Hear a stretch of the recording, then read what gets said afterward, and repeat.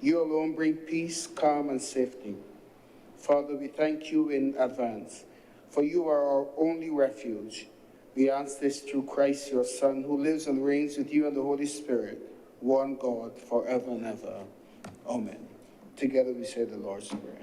Our Father, who art in heaven, hallowed be thy name. Thy kingdom come. Thy will be done on earth as it is in heaven. Give us this day our daily bread. Forgive us our trespasses, as we forgive those who trespass against us. And lead us not into temptation, but deliver us from evil. For thine is the kingdom, the power, and the glory, forever and ever. Amen. And may the grace of our Lord Jesus Christ and the love of God and the fellowship of the Holy Spirit be with us all now and forevermore. Amen.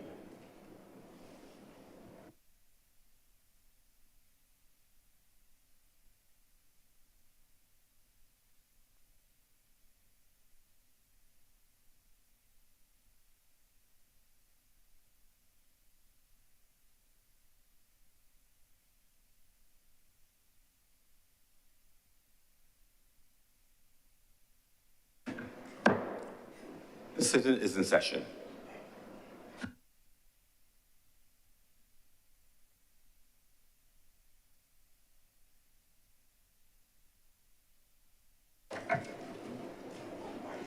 Messages from Her Excellency, the President. Announcements by Your Honor.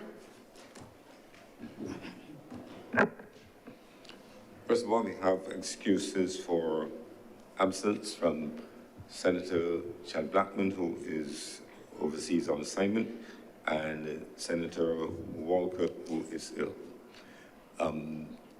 Indications of late arrival from Senator Maynard, Senator Thompson, and Senator Tate. I have received minutes of our meetings held on Monday, 11th March 2024, and Wednesday, 29th May 2024 to be confirmed. Senator Cummings.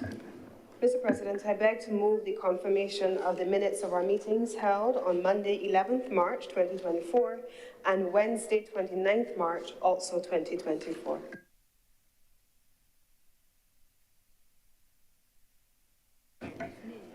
Presentation of petitions. Presentation of papers. We haven't put the question.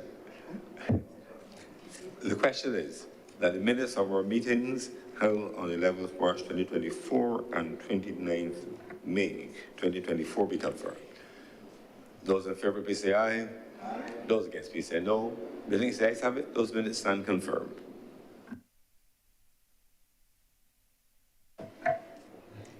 Presentation of petitions. Presentation of papers.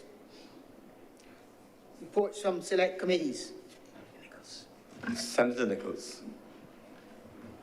May it please you, sir. I have the responsibility to report that the Joint Select Committee on Governance has been actively engaged in the consideration of the two bills sent to it.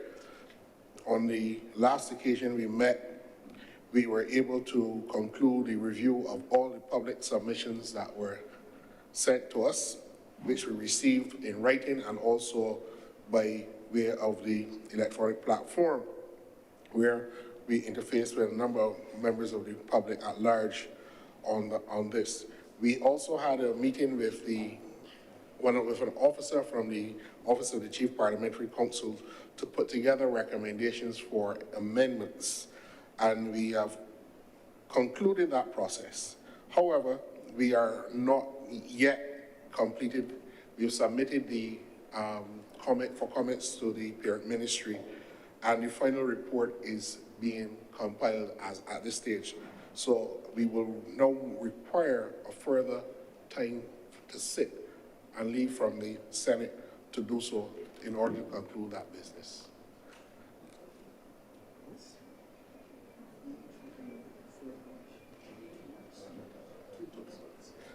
Yeah, Mr. President, I am being advised by the clerks based on the time to compile the report and for us to have our final meeting, I estimated another 28 days. So just for the record, two things. Make specific mention of the full name of the committee, so Committee on Governance and Support, the bill under consideration, and the specific date. Because we got an extension to a date. It wouldn't be for X number of days, just for the record and for the formal decision to be made. Thanks. Yes, certainly, Your Honor. It is the Joint Select Standing Committee on Governance and Policy Matters. And the two bills that have been sent for consideration will be Cybercrime Bill 2024 and the Mutual Assistance in Criminal Matters Amendment Bill 2024. Out of the abundance of caution, I perhaps would request 6 weeks from today's sitting, just to be sure that we can have all of our business concluded before having to come back for another extension. The committee is scheduled to meet on Monday next, where we will go through the revised draft of the bill that was sent back down from the Office of the Chief Parliamentary Counsel. And then we will have our formal meeting with the substantive minister responsible for piloting these bills, and then conclude with the report to the Parliament. So I'd like to propose that we have a further extension of 6 weeks to conclude the business of the Joint Parliamentary Select Committee. I so move that motion, Mr. President.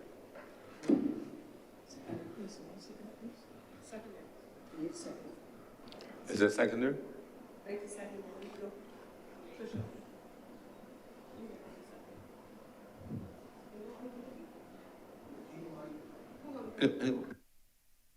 I second, Mr. Chairman. Here I am, Senator Watson. The question is that the Joint Select Standing Committee on Governance and Policy Matters be granted a requested extension for a period of 6 weeks from the date of today's sitting to submit the report on the matters under consideration, namely the Cybercrime Bill 2024 and the Mutual Legal Assistance in Criminal Matters Amendment Bill 2024. Will all honorable senators in favor please say aye? Aye. Those against please say no. Methinks the ayes have it. The extension is granted to the committee, Joint Select Standing Committee on Governance and Policy Matters for a period of 6 weeks from the date of today's sitting.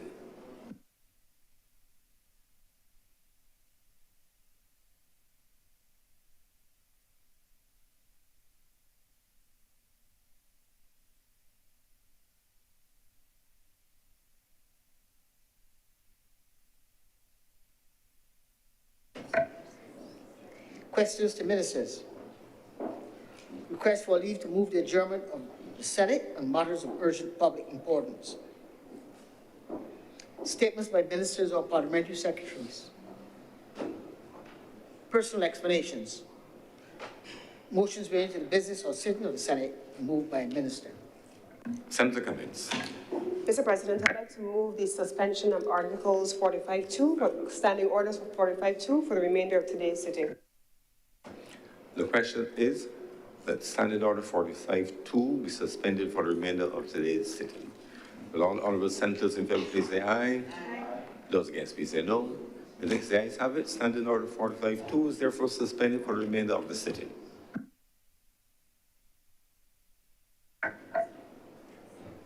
Introduction of bills. Senator Cummings. Mr. President, I beg to move the first reading of the following bills. The first reading of the Shipping Domestic Vessels Bill 2024, the first reading of the Criminal Procedure Amendment Bill 2024, the first reading also, Mr. President, of the Blue-Green Bank Bill, and that's it, Mr. President. The question is that the Shipping Domestic Vessels Bill 2024 and the Criminal Procedure Amendment Bill 2024 and the Blue-Green Bank Bill 2024 be read a first time. Will all honorable senators in favor please say aye. Aye. Those against please say no. The thinks the ayes have it. Those bills are accordingly read first time. Public business, sir. Public business is now the order of the day.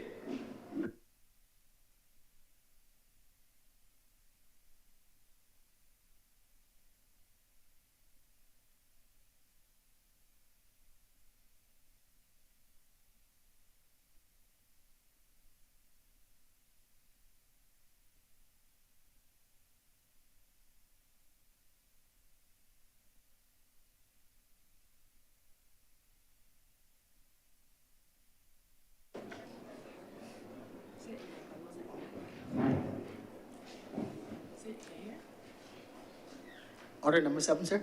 Order number 7. Order number 7, in the name of the Honourable Leader of the Senate, and which has been assigned to Senator Dr. the Honourable S.M. Monroe Knight, to move the second reading of the Blue-Green Bank Bill 2024.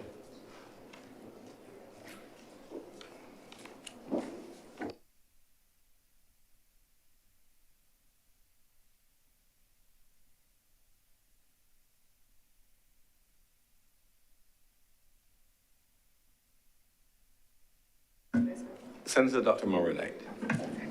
Thank you, Mr. President. Thank you so much for recognizing me as I stand to lead debate on this bill before us this morning. I must say, Mr. President, that I'm actually very proud to be leading this debate on the Blue-Green Bank. I don't know if we fully understand the fact that this is a major innovation in relation to climate finance. And Mr. President, I hope that through my presentation that I can provide more context and a greater understanding of why this is of such importance for us and for the region when we talk about climate finance and the need for innovation, the need for us to be able to mobilize the necessary finances to address the very real threat of the climate impacts that are facing us. Mr. President, there is a growing understanding and acceptance that the climate crisis and its impact is also a climate finance crisis. It is also a climate finance crisis. The question about how governments make room for, plan, budget for, and pay for the impacts of climate is one of the most important and challenging policy questions facing governments and countries worldwide. That is because the climate crisis, we call it an existential crisis. That means it threatens our very existence. It's becoming the single most important challenge and crisis facing governments. And Mr. President, when we talk about that, it may again seem like something that doesn't concern the average person, that it is something that sits above us as individuals, and it is something that governments talk about, that governments need to pay attention to, but not something that impacts the average citizen. So, Mr. President, I want to be able to step back for just a little bit and talk about this whole issue of climate change and climate impact, and what does it mean? Mr. President, I don't think that there is any Barbadian, certainly not the Barbadians that I have met in supermarkets, at the gym, in my workplace. All of us have been feeling the impact of this heightened heat, Mr. President, all of us.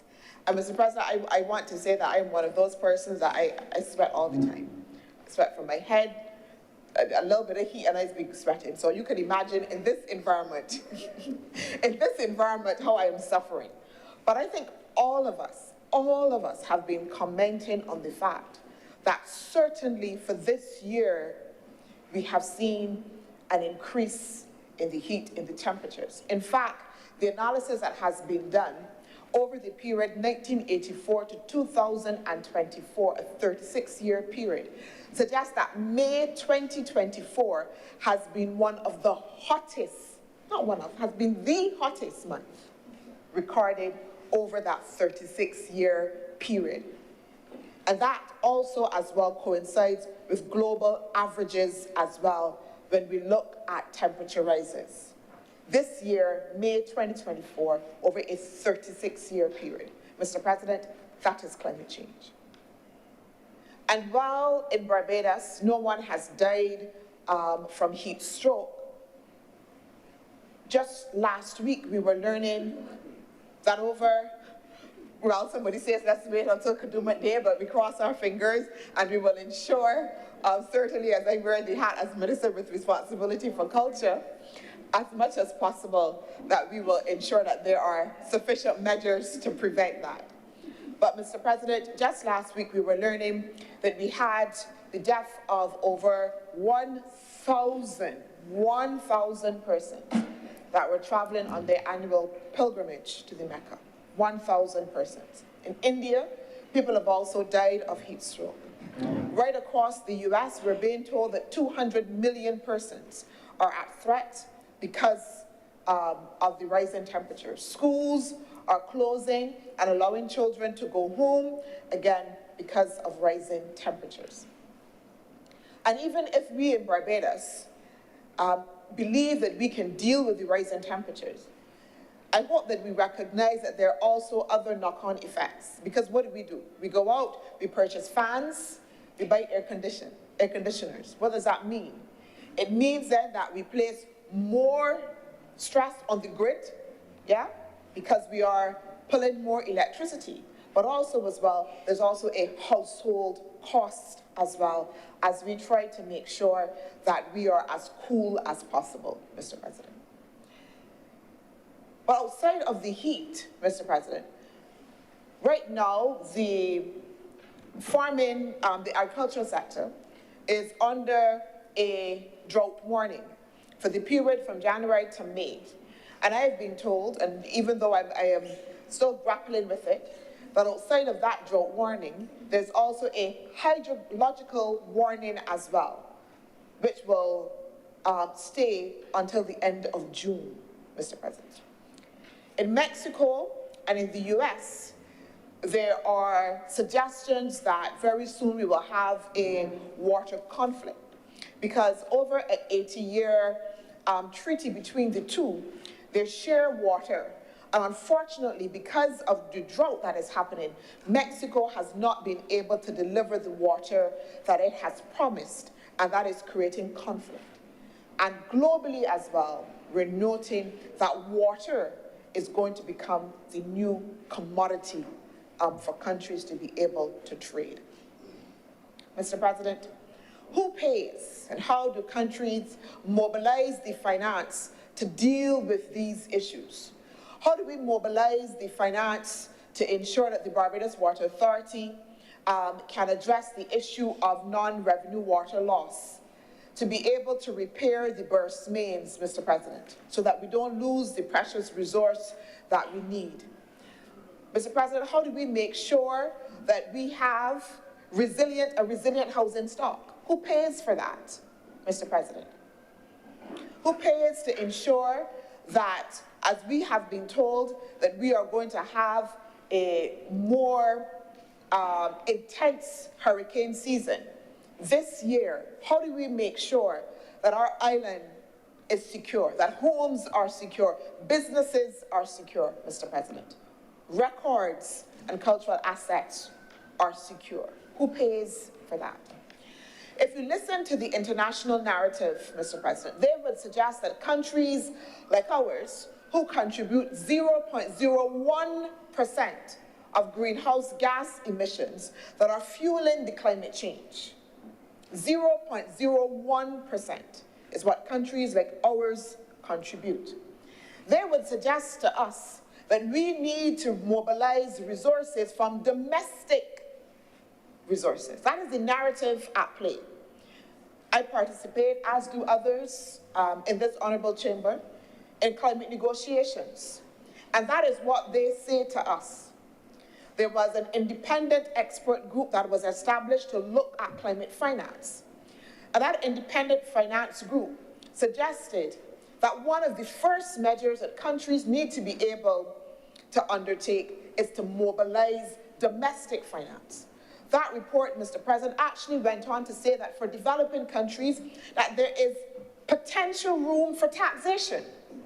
So essentially, what they are saying to us is that in order for countries like ours to be able to mobilize the necessary resources to deal with these very present and urgent climate impacts, that we should look to tax our populations more.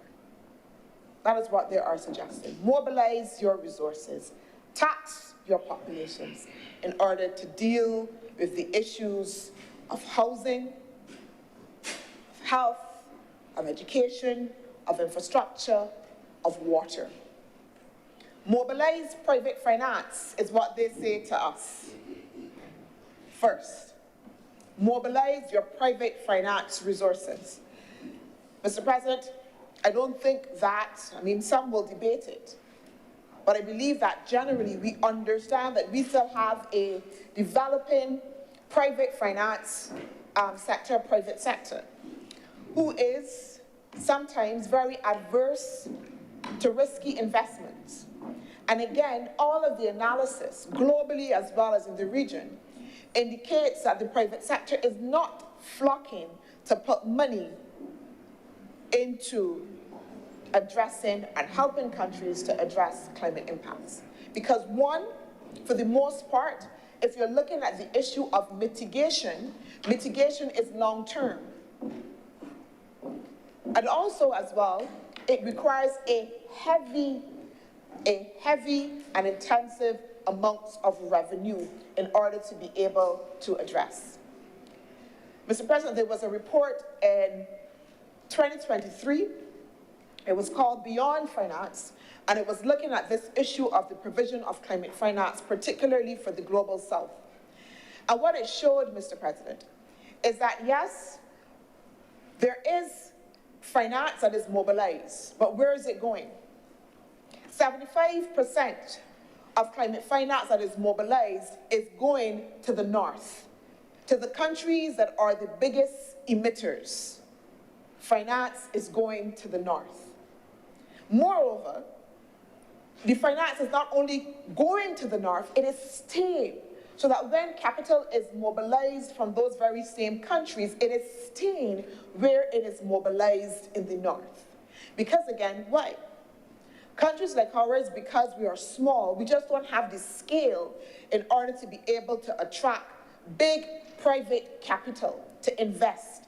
So even as we talk about mitigation, which is, Mr. President, aligned again to what we talk about, transition to renewable energies, clean energy, those require huge amounts of investments and huge amounts of scale. And capital is flocking to those countries that can give them that scale, going to the global north, Mr. President. Mr. President, that report also showed that for the Global South, and when I talk about the Global South, I'm talking about countries like ours within the region, we are financing 61%, Mr. President, of our financing for climate finance is debt. 61%. We have to borrow in order to be able to mobilize the finance that we need, Mr. President, to address some of the issues that I talked about before. The issues of how we deal with our water sector. The issues of our housing stock, Mr. President. The issues of our agriculture. Because if we talk about heat and if we talk about drought, we know that then that is aligned to declining yields within the agricultural sector, Mr. President. Animals need water, Mr. President, to survive. Drought, no water. What happens to our agricultural sector and the plans to be able to grow that agricultural sector as part of the diversification of our economy?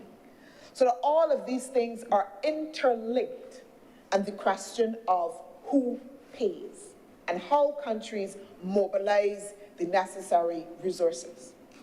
So that report, Mr. President, like I said, showed that for us, we have to be able to mobilize capital through debt. Through debt. 34%, Mr. President, is provided through equity, and only 5% is provided through grants. 5%, only 5% is provided through grants. That is what we are faced with, Mr. President. And we know from previous discussions that when it comes to concessional financing, Mr. President, we are also hamstrung, again, because they tell us because of our GDP that we can't necessarily have access to concessional financing. So small developing countries, not contributing largely to the climate change phenomenon, but challenged by it in a real and fundamental way across all sectors, Mr. President, across all sectors that you can think of, challenged by this phenomenon. But then, the options for us to be able to mobilize resources in order to be able to address it are hamstrung. In 2009, under the climate negotiations, those countries that were part of those negotiations agreed, Mr. President, they agreed to provide $100 billion in financing, $100 billion in financing for developing countries to help them address the very challenge that I've been speaking to in 2009. Mr. President, that financing was only delivered 4 years later. They delivered on that promise that they made in 2009 to deliver that $100 billion. Mr. President, it's like your roof is leaking in a major way. It's going to fall in, and you get an estimate for that leak. But you don't spend the money, do a little patches here, you try to patch it there and patch it there. And 4 years later, you then decide that you're going to spend the money, but you're using the same estimate in 2009 in order to be able to get the resources to repay the leak. When that house, that roof, in 2009, because you were just patching, is literally more damaged than it was before. The cracks have gotten larger, Mr. President, and therefore, the analysis again suggests that in order to meet that challenge, we no longer need billions, we actually need trillions. Trillions of dollars, Mr. President. The estimate is that we need approximately $7 trillion annually, globally, in order to be able to deliver the financing that developing countries need to address their mitigation and adaptation needs, and also as well loss and damage, Mr. President. Loss and damage, Mr. President. When we talk about the issue of loss and damage, it is about how countries recover after a disaster. So the money that is available in order for us to be able to recover. And again, under those negotiations, a loss and damage fund was established. But we also recognize that to date, it is still undercapitalized. So there's loss and damage, Mr. President. There's mitigation that I spoke about, again, which is long-term, and again, which has to do with us being able to implement measures that help us deal with lowering those GHG emissions, often through looking at measures, again, that have to do with clean technology, renewable energy, etc. Adaptation measures have to do with how do we address the immediate and future means by which we can protect and build resilience, again, across sectors. So if you look, Mr. President, at it as a leaky boat, if you do adaptation, what you're going to do is, again, try to be able as best as you can to plug those holes as much as you can. If it is that you are doing mitigation, you look for the very source of the leak, Mr. President, and you fundamentally try to address that. Again, but in some instances, that leak can be fixed immediately, and the amount of resources that is needed is going to be huge, Mr. President. And then what happens if the boat hits a storm and it breaks up altogether, and you need to fix it? That's the loss and damage, Mr. President. So we have this estimate in the trillions in order to be able to address the very needs of developing countries in order for them to be able to respond. Again, the question, who pays? How do we mobilize those resources? How do we mobilize the resources when, again, the analysis shows us that even as we know that we have this figure in the trillions, all of the figures indicate that official development financing, what we would call aid, is on the decline. Instead of doubling, is actually declining, Mr. President. The analysis would also as well show us that climate financing, again, is going mainly, as I said before, to mitigation and mitigation in the north.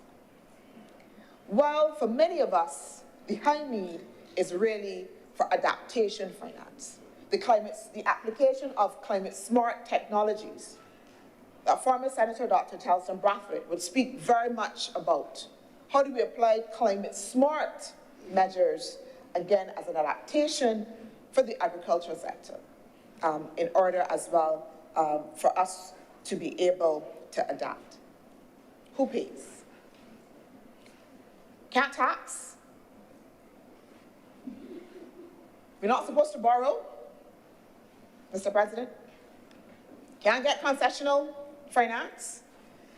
The developed world that promised us that they will provide the finance has not done so to scale, even though some people look at that trillion figures and say, well, that's a lot. But remember that there are countries that have spent that amount, one country, in defense alone. One country in defense measures alone. So that trillion globally, Mr. President, even though it would seem like a lot because we're talking about millions of trillions of dollars, is really, when you look at it, really achievable. And this is exactly why the Bridgetown Initiative came about, in order to be able to provide a pathway for how this financing needs to be allocated, needs to be mobilized, and to address the fundamental issue of how we ensure that the global architecture is reformed.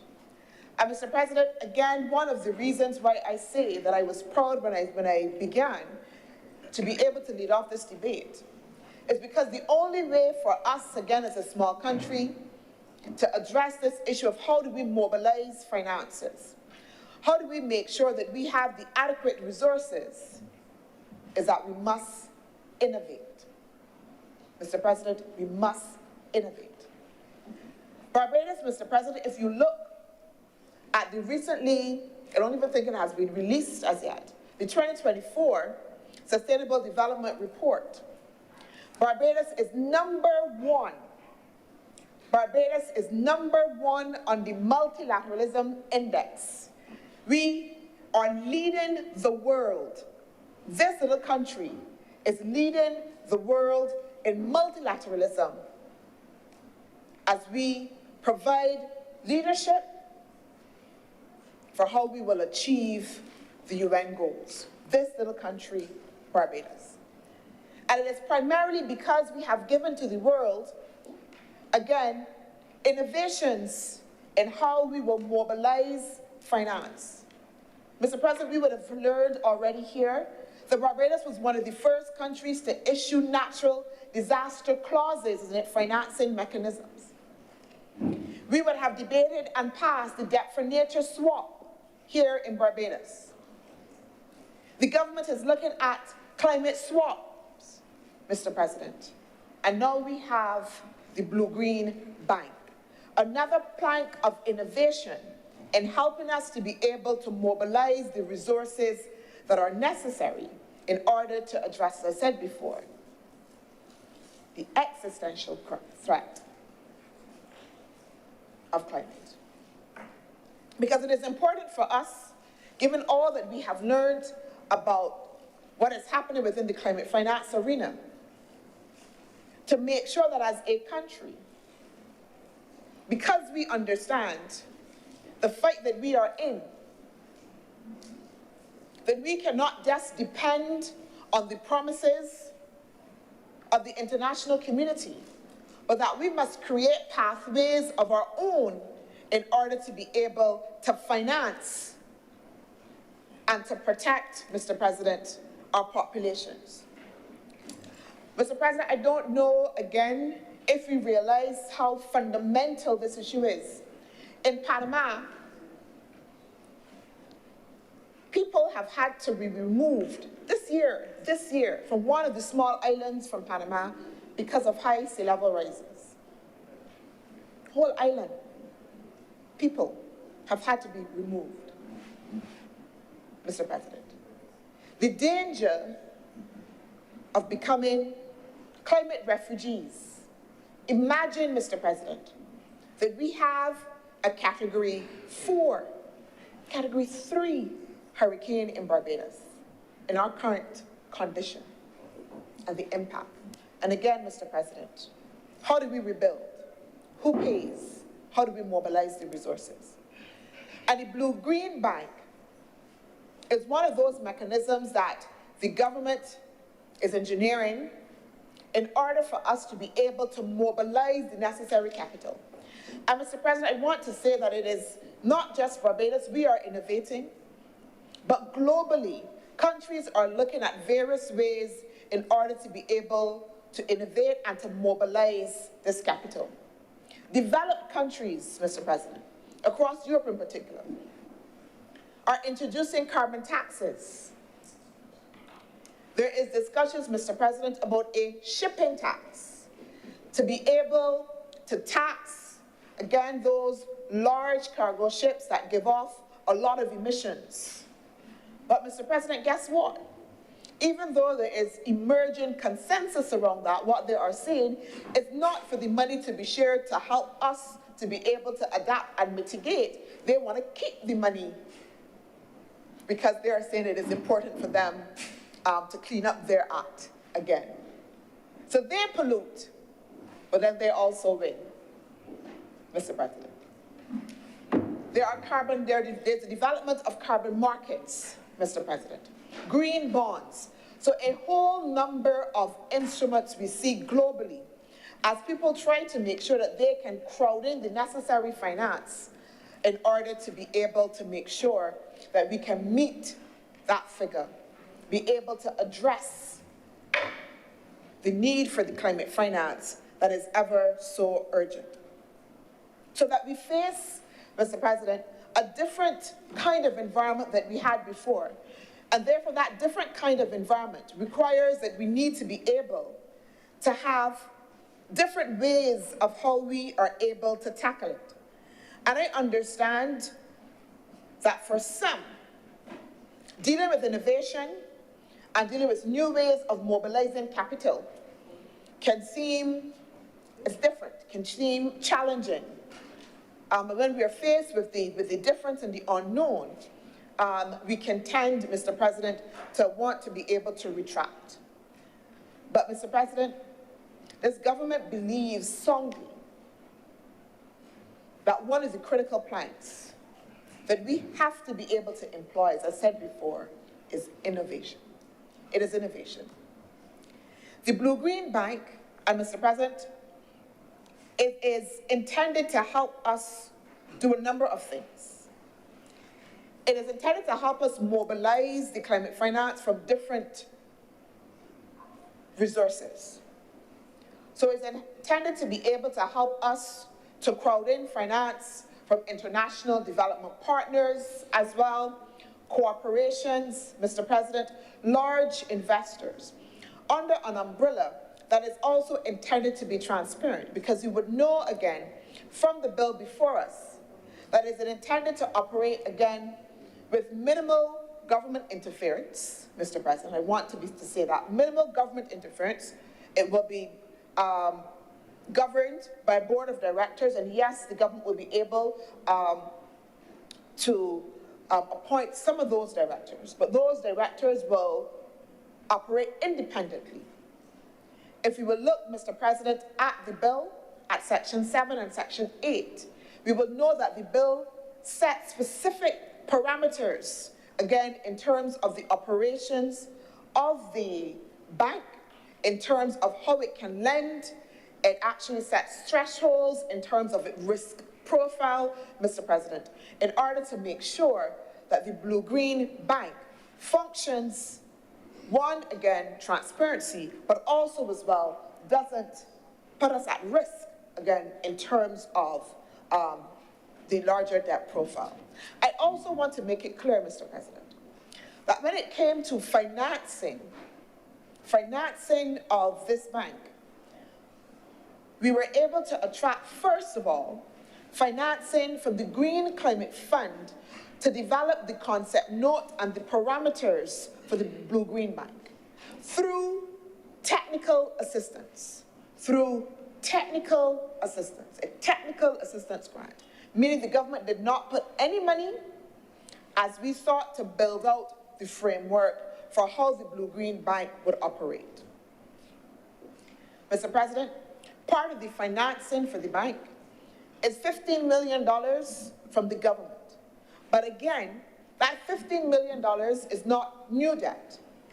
That $15 million was part of a loan from the IMF under the Resilience Fund that the government signed in 2022, when it signed $183 million US, Mr. President. And we had agreed to be able to put aside that $15 million for investment in the Blue-Green Bank. So we are not incurring new debt in order to invest in the Blue-Green Bank. Mr. President, but we have others who have come on board in order to invest and to capitalize the Blue-Green Bank. The U.S. through the USAID has agreed to fund $2.5 million US to help with startup capital. Again, the Green Climate Fund has invested another $15 million US as well, again, to help with the startup cost for that bank. We have, Mr. President, Guyana, Bahamas investing. We have as well, Mr. President, CAF, the IDB. And what that shows is the level of confidence, Mr. President, that is being placed in this mechanism, so that to date, we have $77.5 million in startup capital. And the intent is that we will continue to be able to look for additional investors in order to continue the capitalization of the bank, Mr. President. Importantly, the intent of the bank is to allow us to be able to fund and invest in areas that have to do with, as I said before, equally mitigation and adaptation. Because I said there is a tendency to put money into mitigation globally as opposed to adaptation. Explicitly, the fund makes provision that the funds have to be applied across the board equally to address both the mitigation challenge and the adaptation challenge as well. Mr. President, if we look at the areas, again, under Clause 7, that identifies the areas of how the bank is supposed to function and what it is to invest in, you would see that essentially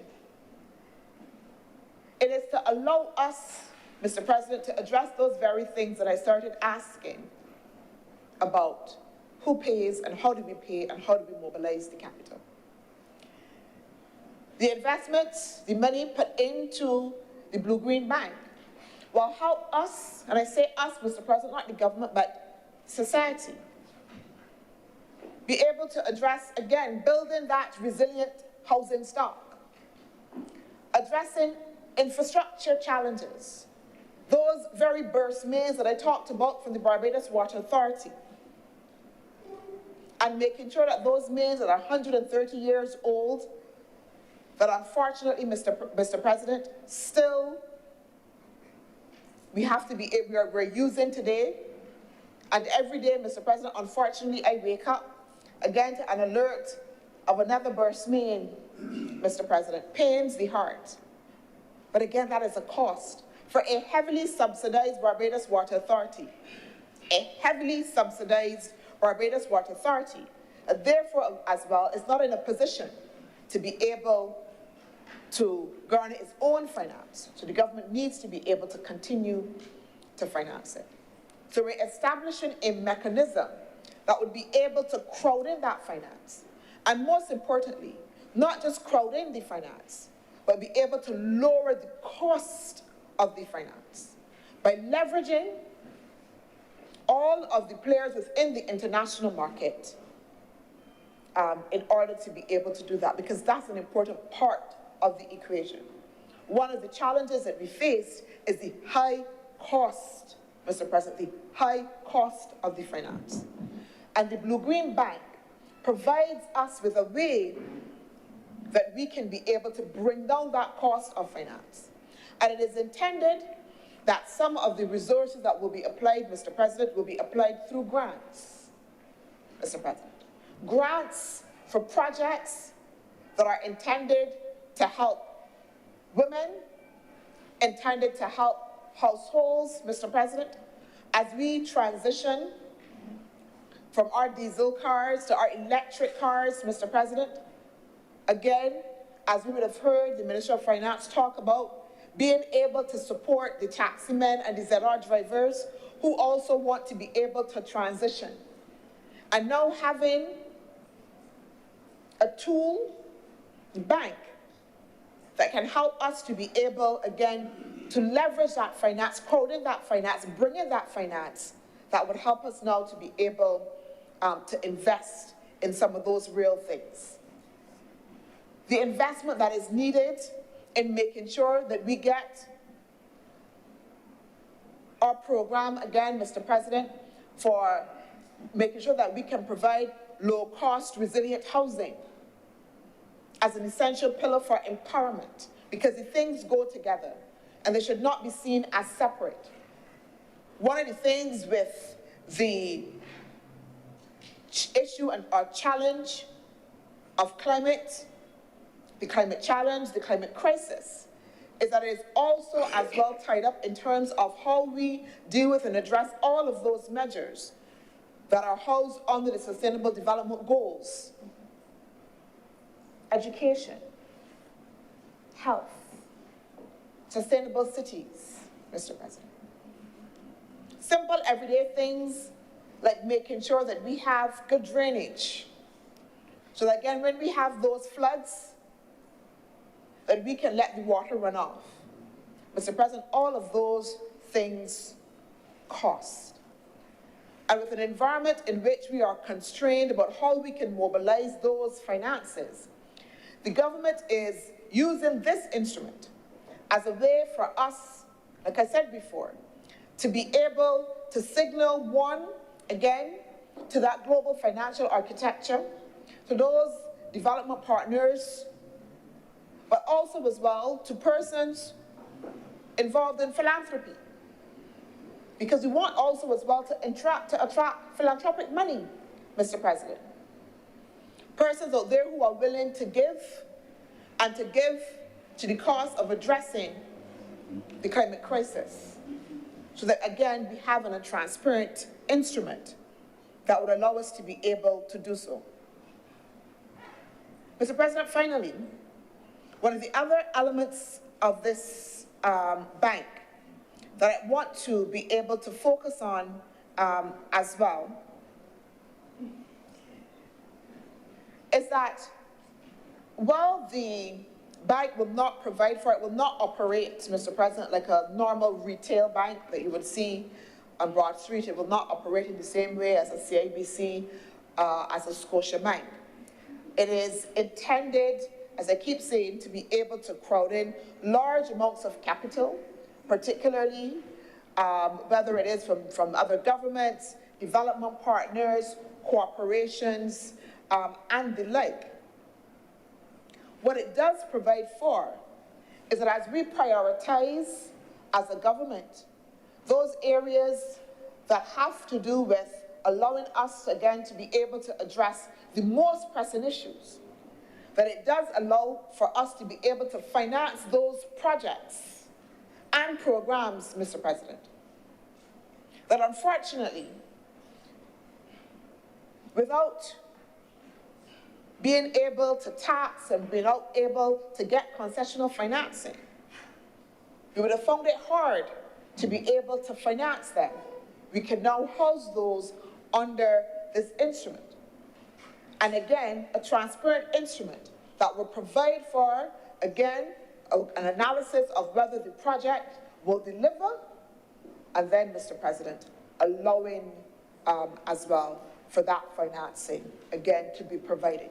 So it means that, again, if you have groups, whether there are taxi operators who can come together, again, lobby a government agency in order to prepare a proposal,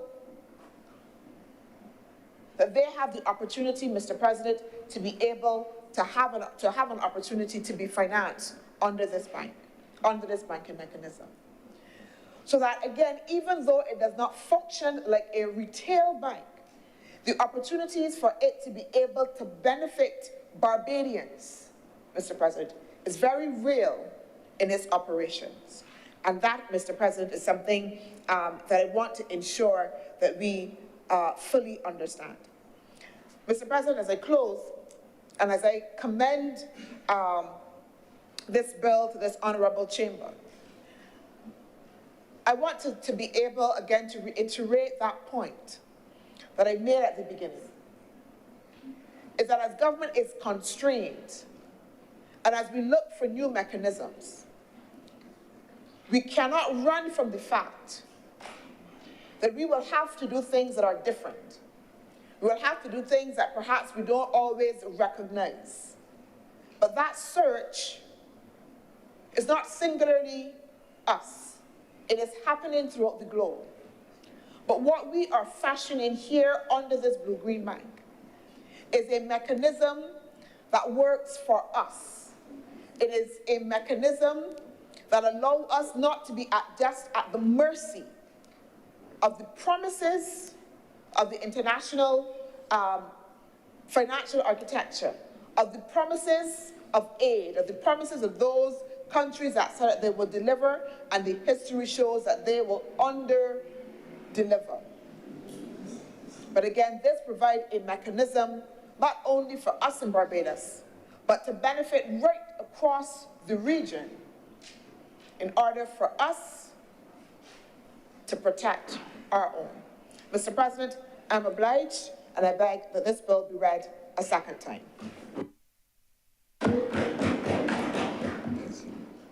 Senator Watson. Thank you, Mr. President.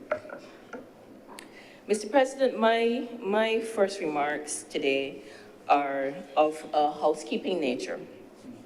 Mr. President, I am somewhat concerned, and I know similar concerns have been expressed in this chamber before, certainly before I was here, about the schedule that we are expected to keep this week in the Senate.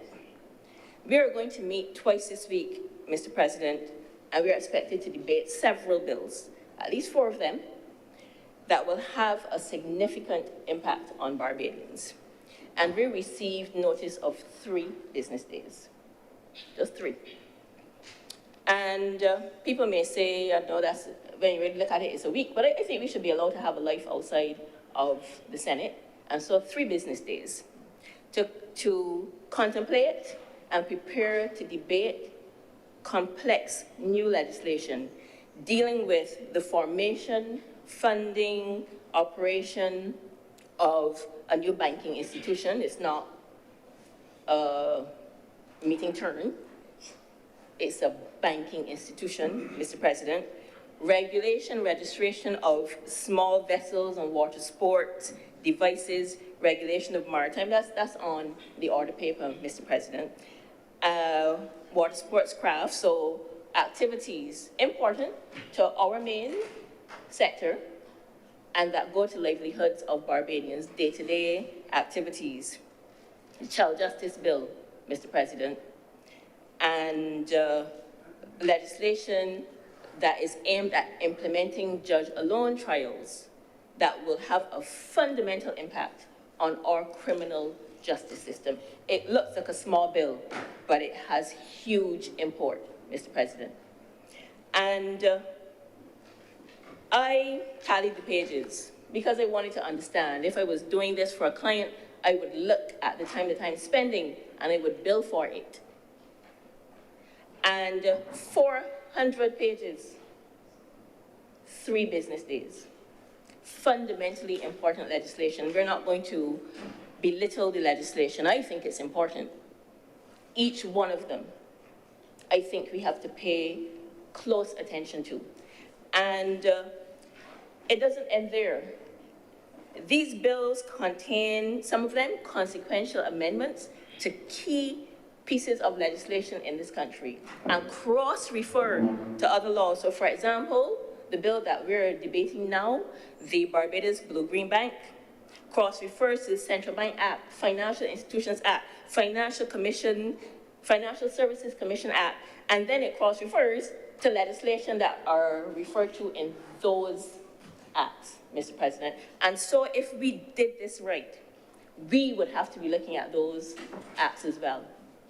Because we can't contextualize what we're looking at if we don't look at the other rules that will apply to understand if what we are doing will work. Because after we do what we're doing here today, these things will be operationalized. And we are not being afforded the opportunity to do that kind of work. We are being forced to engage in a cursory review and to pretend that we have properly examined these legislative initiatives. Mr. President, I have to tell you, I am annoyed. I'm trying really hard to not display it. But I think this is really serious. And it is not, this is something that I actually was contacted about several years ago when I was a Brass Stats moderator by a member of the current administration who is currently in the other place about the challenges of having legislation given to you on the same day or a couple of days before. So it's been going on for a long time. It was not okay then when it was another administration, and it is not okay now. Mr. President, on a point of order. Yes, Senator Cummings. Mr. President, the challenges to which the honourable member is misleading the honourable chamber. The House of Assembly has debated several of these measures weeks ago. Both houses of Parliament, the lower and the upper house, receive all the legislation at the same time. And so, however long ago the House of Assembly in the other place would have received this legislation, the honourable member would have received it at the same time. And it is on each individual member to take notice at the time it is raised and it is debated in the other place. Several weeks have passed before this sitting of the Senate was called, and all of us have had the same amount of time with the same responsibilities and the same obligations, and we've come here to do serious business, and I expect that all of us will do the same. Please proceed, Senator Watson. Mr. President, thank you. I am very thankful for the intervention of the Leader of Government Business, because I will say this, notwithstanding that it is laid in the lower house and that it is notified to us, that does not mean we're going to deal with it immediately. And we are not here twiddling our thumbs, none of us. So that means that we are going to look at when it is scheduled for debate. Right now, on the order paper, we have legislation that was debated weeks ago and put on our order paper, and we have not even glanced at it. So it is unreasonable, but it is also incorrect to suggest that we all have the same opportunity, because while the government members have 30,000 public servants who can write their speeches and contribute to them, we do not, Mr. President. Mr. President, I rise on a point of order again. Order. Public servants and civil servants have no business at all, Mr. President, writing parliamentary speeches for ministers. That is not the matter before the Honourable Chamber. I can say without fear of contradiction, I, as a minister, a member of cabinet, and even before I was a member of cabinet, when I was a senator in this House 6 years ago, I have never had a public servant write a speech for me, and that is grossly misleading, Mr. President. Thank you, Senator. Senator Watson, please proceed. Thank you, Mr. President. I will repeat. The senators on the government side has access to those resources. We do not have the same access. The point is that, well, maybe it's not their job. Maybe they don't write your actual speech, but I know we have sat in here on this side and observed members from the government come back in speeches to give statistics that we do not have access to. This is a fact. And to pretend that that does not happen, because we see them on their devices looking at that information. Mr. President, it's information we do not have access to, I rise on a point of order, Mr. President. What's the point of order, Senator? Mr. President, I know that it is the way of the opposition, the honourable members of this meeting in the House, I know it is the way of the opposition, Mr. President, to make a point and then switch and bait and say something that wasn't said. But the reality of it, Mr. President, is that no one in the public sector writes our speeches, and that the availability of a member to use their devices to call an agency to ask for data to support their research is open to all, Mr. President, to all. You can call any research department as a member of this chamber, and you can get data. In actual fact, Mr. President, most times, you may not even have to do that. The central bank reports for economic report are published publicly. The data on balance relate before Parliament are on the public websites, Mr. President. It is about research. We come, we take the time, amidst all the things we have to do, to put in the work.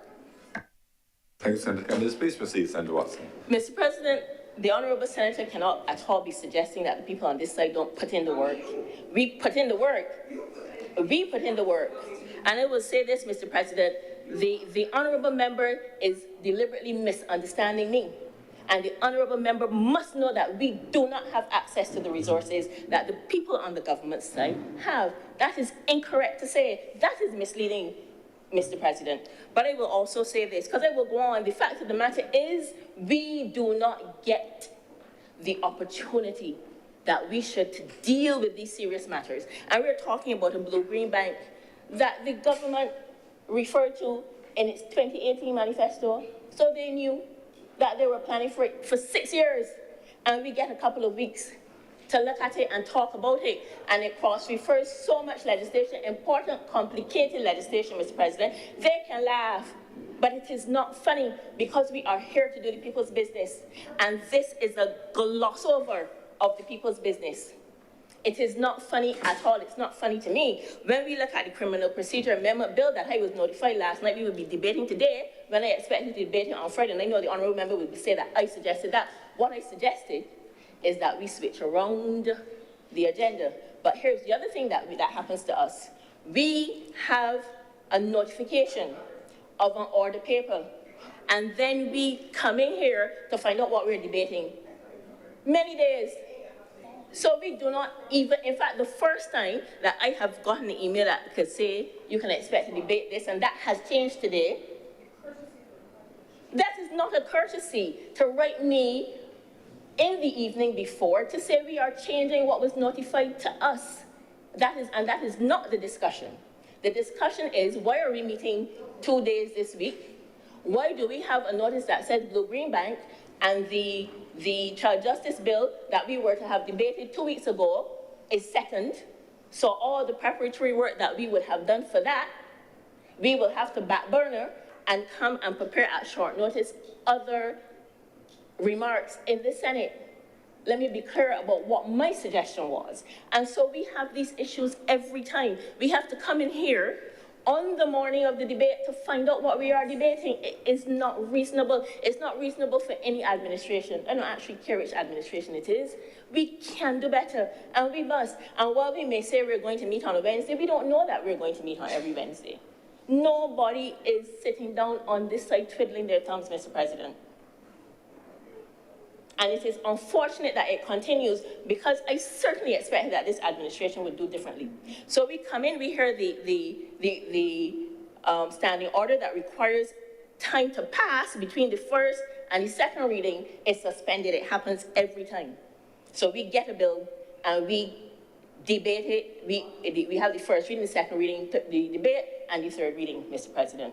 So that right now we could repeal that particular standing order, because we don't use it, and it is not okay.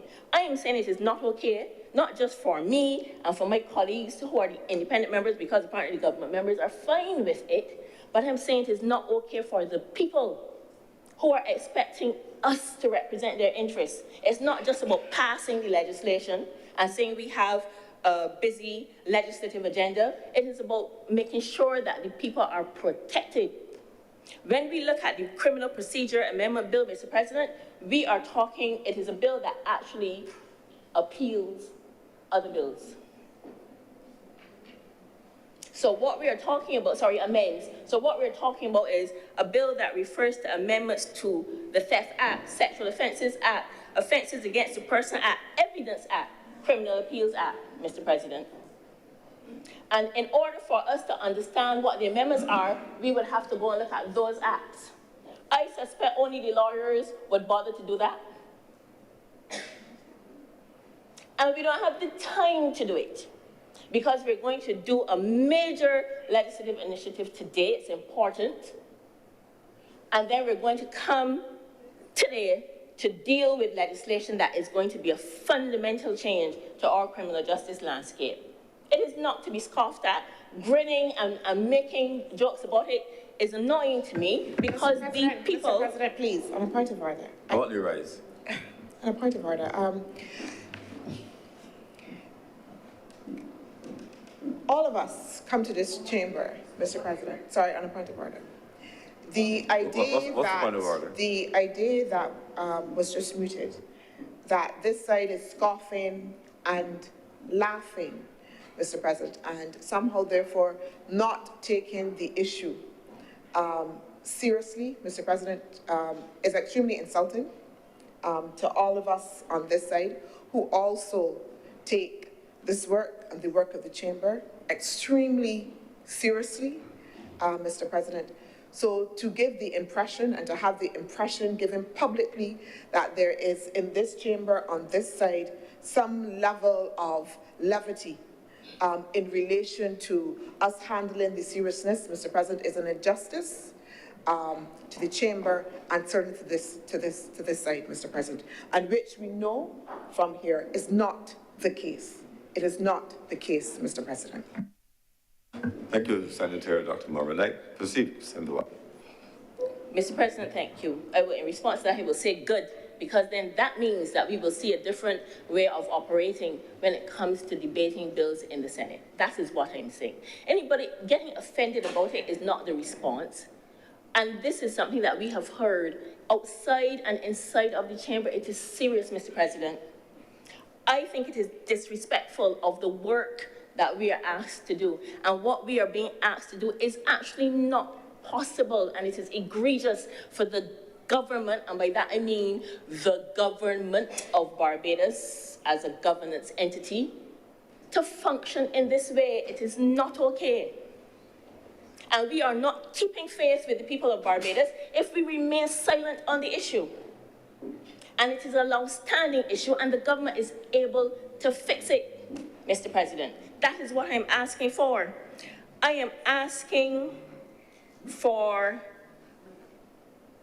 us to also understand that we are not protected from the legislative initiative. So when they talk about keeping faith with the people of Barbados, we are not protected. We are not under some force field.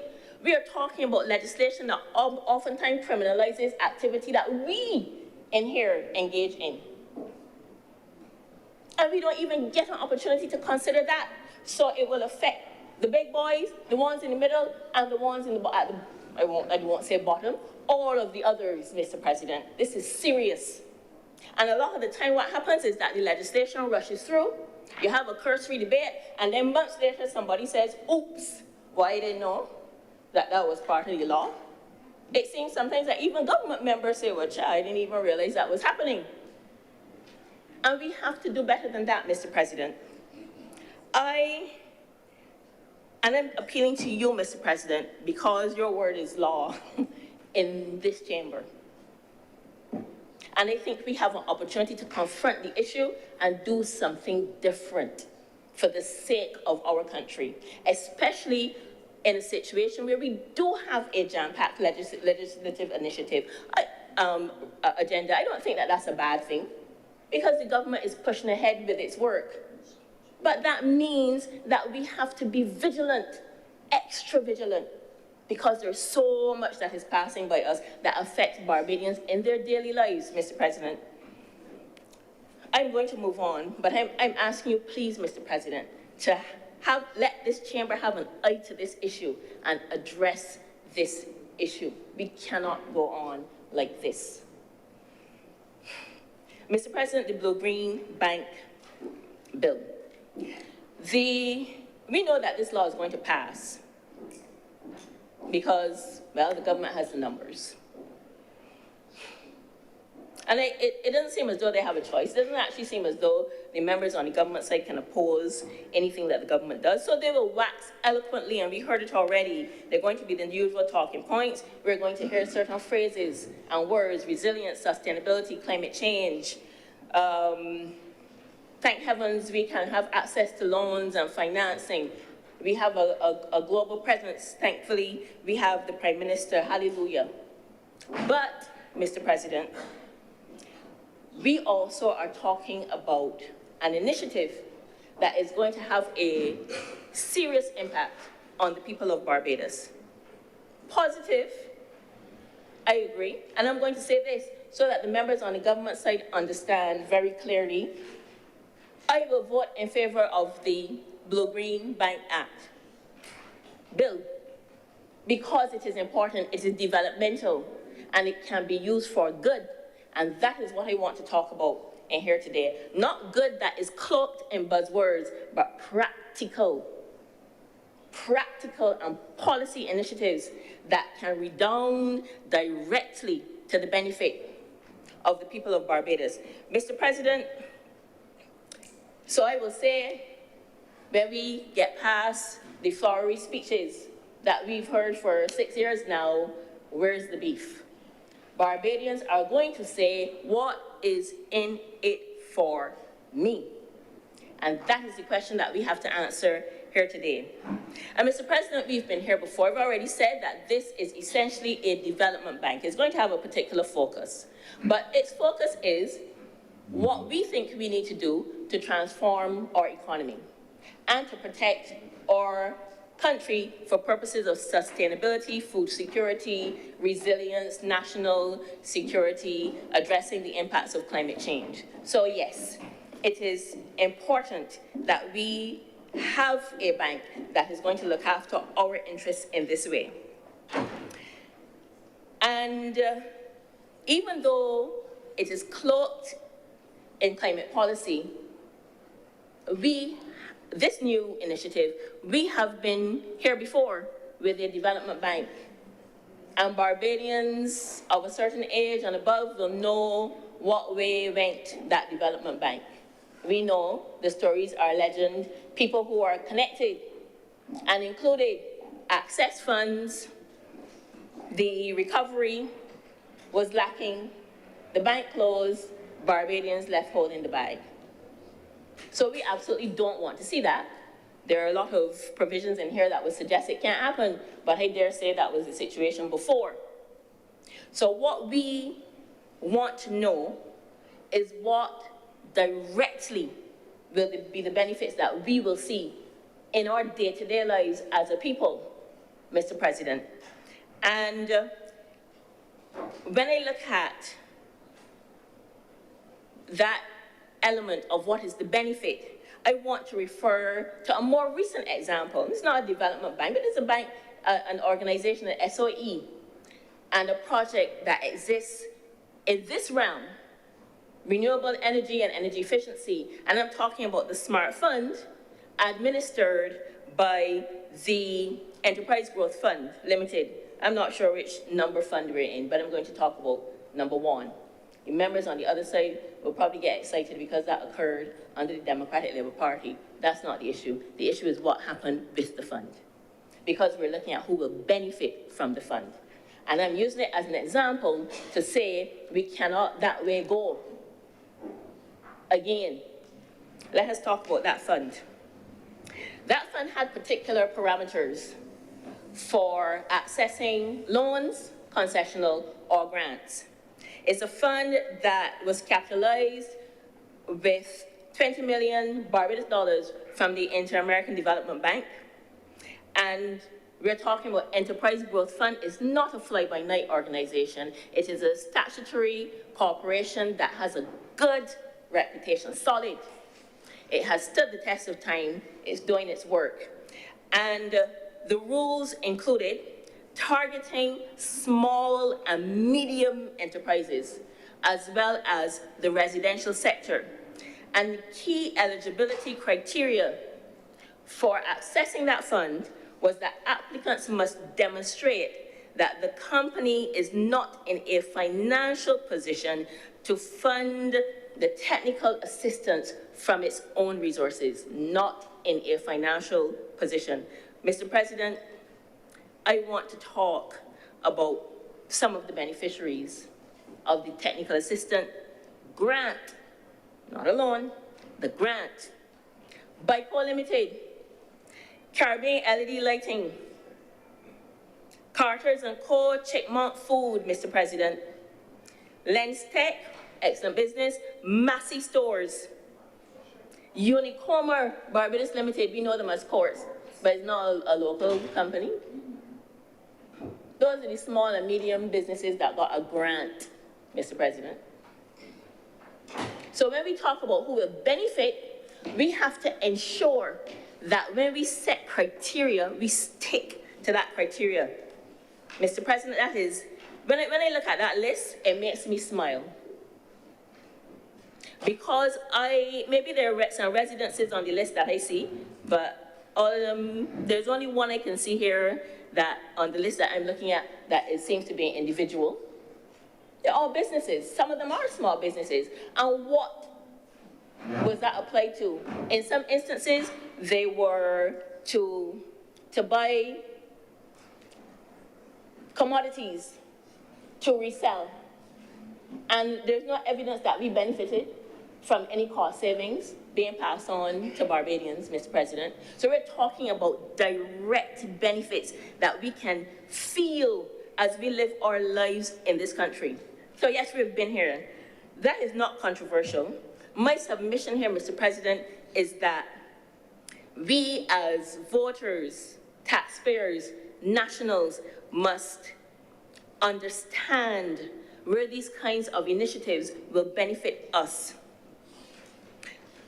First, I want to say, Mr. President, that we must see, because RE feature is writ large, and energy efficiency, energy projects is writ large in this legislation.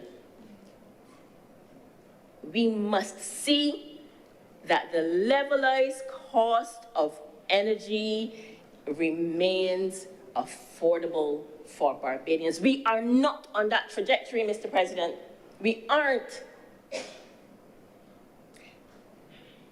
I can't fathom it, Mr. President. And right now, what we are seeing is that international organizations examining the impact of disbursements from these funds are saying the same thing. The cost of energy must be kept down, Mr. President, and that is not what we are doing. The only beneficiaries can't be those with money to install RE systems or to invest in large energy projects. Those projects are increasing across our landscape. Also increasing is what we pay for electricity. And some might want to imply that that is as a result of the cost of fossil fuels going into producing electricity and the issues that we have in shipping. We keep hearing that. Mr. President, that would be a lie, though, to say it is only related to that. That would be a deliberate attempt to ignore, and convenient, to ignore the fact that high feed-in tariffs are being set in Barbados with high rates of return for RE and storage, and that those rates are charged directly to Barbados's ratepayers in the fuel clause adjustment. The same one through which we are charged for fossil fuel used to generate electricity. I want to make that clear so that Barbadians aren't fooled by that anymore. We are paying for renewable energy through the fuel clause adjustment. In fact, Mr. President, it has gone so ridiculous that our electricity supplier is even asking for us to pay for devices, batteries, fossil fuel batteries, generators, Mr. President, through the fuel clause adjustment. That's where we're headed. And something has to be done about it. We cannot talk about this kind of initiative and ignore the working elements of it. So it's not just about who are the directors of the bank, where it's located.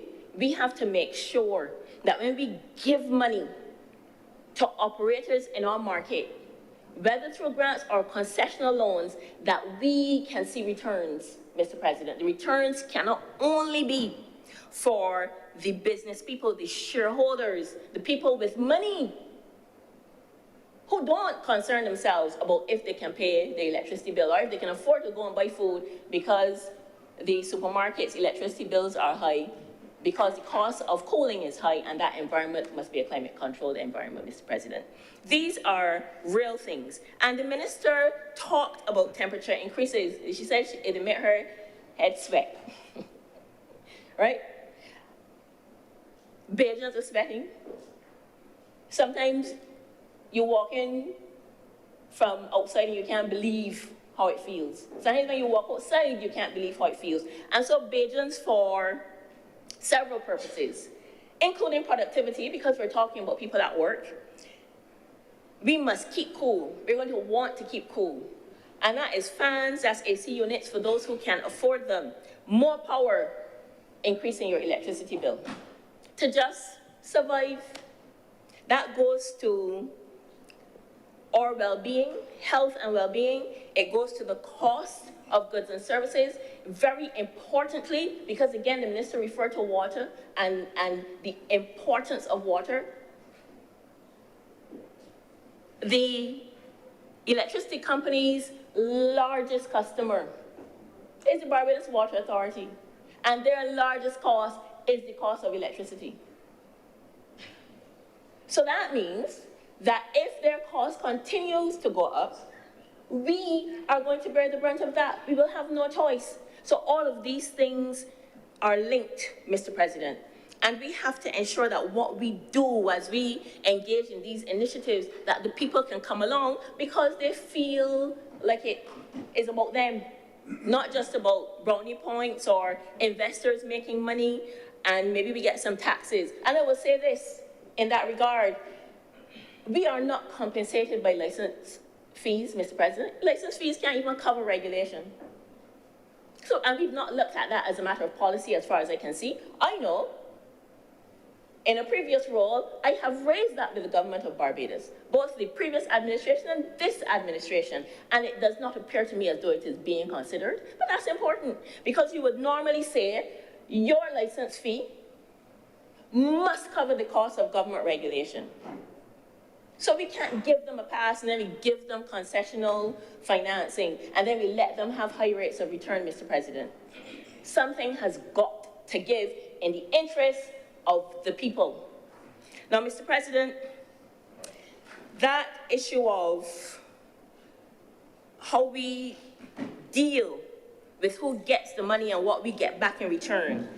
Like with the Smart Fund, we are seeing large, wealthy businesses seeking and receiving concessional financing under the Global Climate Fund initiatives. I'm going to say that because I'm not talking about the fund itself at this time, but there are many such funds. And they've existed for a while, it's not new. And they're getting concessional financing, but they're also getting grants for large projects. But they're at the same time expecting high returns for their projects, Mr. President. And I'm going to give a current example in Barbados, where the Fair Trading Commission embarked on a public consultation in relation to a company called Renewstable. It's a joint venture between two companies, one of which is Rubis, one of the largest oil producers on earth. They have gotten concessional financing from the Global Climate Fund, 2.5% debt, and their grant. And they have come to our Fair Trading Commission to ask for a rate of return of 10.4%, higher than even Barbados Light and Power asked for. That's what we're facing. Now, I have responded to that consultation because, well, I do these things. I'm concerned about how this is affecting the people. I have written to the Fair Trading Commission on a technical point because, in my view, they cannot even be before the FTC, and the Commission cannot consider what they have asked for because they are not licensed. And that is clear from the consultation paper. So how, if the FTC only regulates service providers, can they contemplate a non-service provider's request? But as importantly, Mr. President, we have to seriously consider what our consumers are being asked for. And I know there are people that will say, I'm a one-trick pony. I only talk about electricity, but electricity is everything. We are feeling it in every good, every service that we buy. And then it feeds into other essential services, Mr. President, water, telecommunications, you go by the hospital, everything. So if we are not charging, let's say, for coming into the hospital for healthcare services, but their costs are going up, it must affect what they can deliver. And so, no, electricity is not a one subject issue. It affects everything we do in this country. And we have to take it that seriously, Mr. President. And when we talk about, whatever we talk about, agriculture, tourism, every industry that we have developed or that we're looking to develop, high-tech industries that are energy hogs, we cannot be competitive if our energy prices are rising and other countries' levelized costs of energy are going down. That's what the statistics show, Mr. President. We are anomalous. It does not make any sense, Mr. President. And we cannot talk about just transition. Everybody's talking about just transition. The global entities, other governments, financing companies, just transition, affordability, and our prices are going up.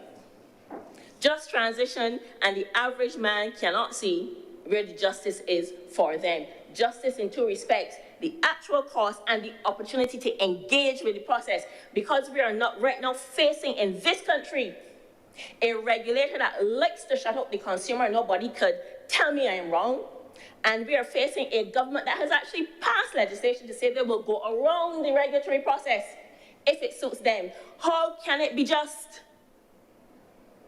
If licensing, rate setting does not allow the average man who must be an interested party, the lawyers in here will tell you that the courts define that very broadly. If you are saying, I'm going to shut them out so that I can facilitate an investor making money, that is not just.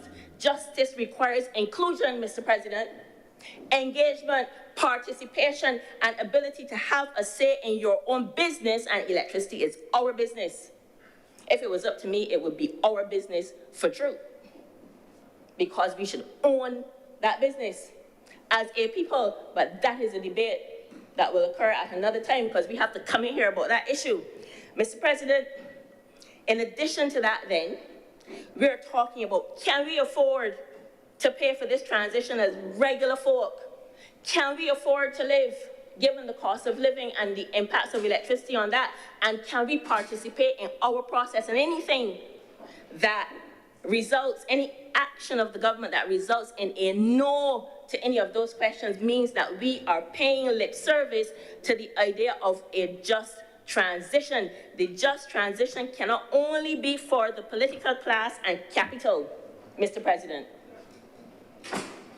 It has to be for the least of them all. That is what it means, Mr. President. And we can throw around terms like we're going to help women and we're going to help children, but it has to be real. And it's not just about if a person can get a small business loan and do a little something. It has to be about survival. And we have to be able to not just pay our bills, because that's not enough. We have to be able to create wealth to actualize the normal term is living our best life. Every Barbadian has to have that opportunity, and that's not happening, Mr. President. And we are seeing it in how it is affecting crime in this country, because notwithstanding that we have heard in this chamber that poverty does not affect crime, it does. The statistics show it globally. If you feel you don't have a future, you can't get what the other person over there gets, that is going to cause a feeling of desolation. And there are behaviors that emerge from that, Mr. President. So all of these things go together, and we have to treat it as such. They're not operating in silos. And we, for example, have a proposal for a waste-to-energy plant. So now we're talking about two big ticket items that relate to sustainability and resilience and climate. Energy production, taking care of our waste. 49 cents per kilowatt hour is the proposed price in an environment where the cost per kilowatt hour of energy is 28 cents. Mr. President, 28 versus 49. Again, contributing to an increase. That's not acceptable, Mr. President. And we also cannot have, we've heard it more than once, or de jure Minister of Finance tell us that we must accept high costs of electricity to fuel, no pun intended, the transition. No, we do not. And we have policy tools that can impact that, and we have to engage them. Somebody's going to ask me how.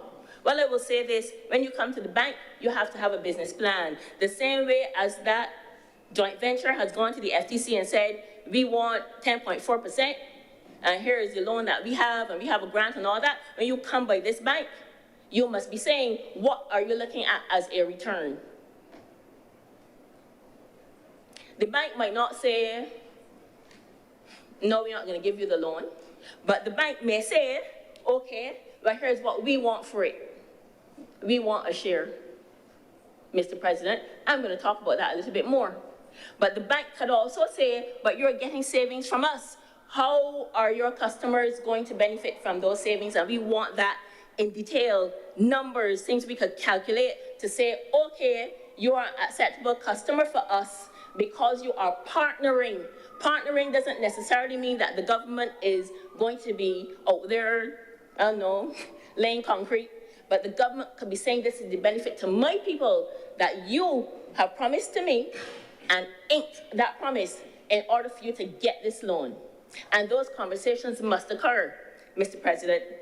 But in addition to that, we have other mechanisms for ensuring that we benefit directly. I'm going to speak of only two today. Mr. President, when we started on the renewable energy and energy efficiency journey, we had a cadre of small business people. In my household, we call them the white van man, or I guess women. They were about the place. A lot of them were actually former work colleagues of mine who had left the company, had a little money, and started businesses. Mr. President, they have essentially disappeared from our business landscape. What has happened is that there is a consolidation in the market of electricity, RE installers and energy efficiency consultants, where we have about 3, Emera, Williams Industries, a company called SolarWatt. Maybe the small white van people get some crumbs. I won't even say scraps because it's not that much. Crumbs from their work. But we have allowed market consolidation in an environment where many small business people could participate, and we're encouraging young men and women to go to SJPI, train in this area to go and be employees when we could be facilitating them becoming business people, Mr. President. Sometimes I just cannot believe that we are still here. And I know of companies that have not even been able to make it past the expression of interest stage for government projects. Knocked off, you're too small to do this. And then they get a call from some foreign entity that was sent to them by the same people to do work as, I don't know, laborers, I guess, or the brain trust, because sometimes the entity that comes to them don't have the experience. People that we have spent money to teach, who stay in our country, which is what we want, and we would tell them no when we are spending government money. And that vexes me because every single administration says we're going to use procurement to enfranchise Barbadians. That too is in the Barbados Labour Party manifesto for 2018. It's an explicit statement. And then we engage in telling our people, no, not you. You're too small. You don't have the experience to give money to companies who gain experience from what? Government procurement. That's what we do in our country. Mr. President, Senator Paris wants to make sure I put my hand in my Kimbo when I'm addressing you, so I'm going to try not to. I get passionate about it, Mr. President, and that's a Bajan thing. We do it. But I think this is very serious because, and I will keep coming back to it, because I think it is a real policy tool that we have. And we have grown some solid businesses using government procurement.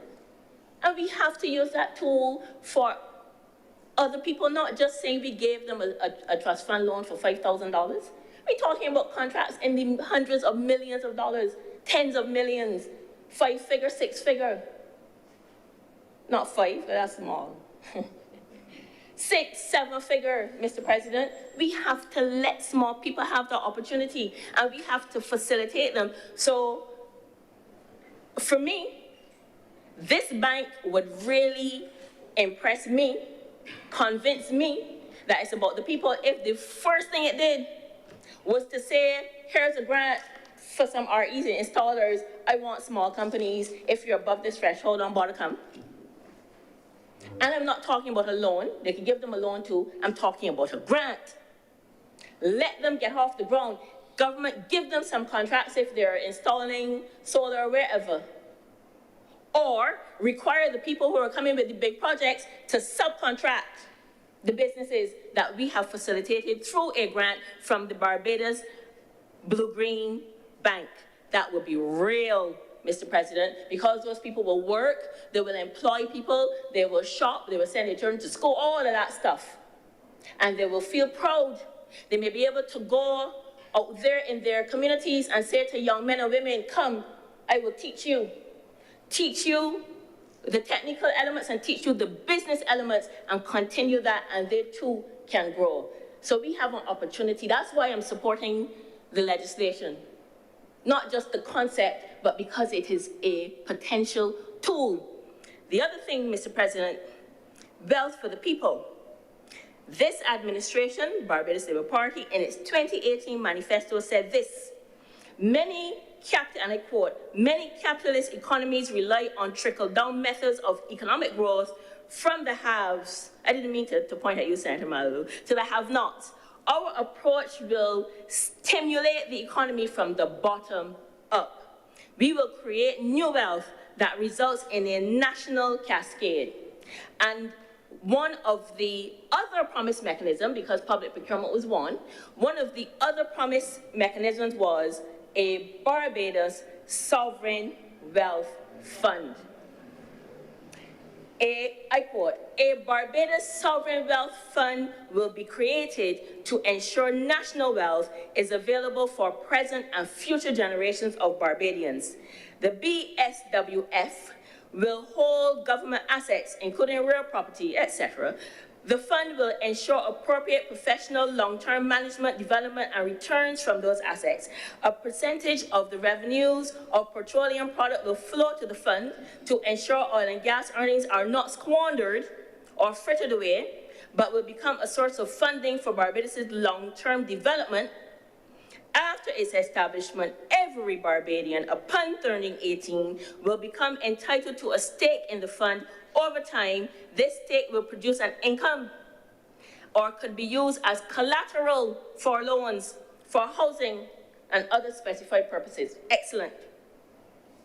We get excited. Our imagination is fertilized by that.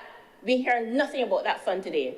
Where is it? Well, I will say this. That fund ought to be established. I can't say must, but it ought to be, because it was an excellent idea. And when we give grants and concessional loans to businesses from this bank, they must give us shares. Those assets go into the fund. Barbadians benefit. As described in the 2018 manifesto, nobody can have a quarrel with that.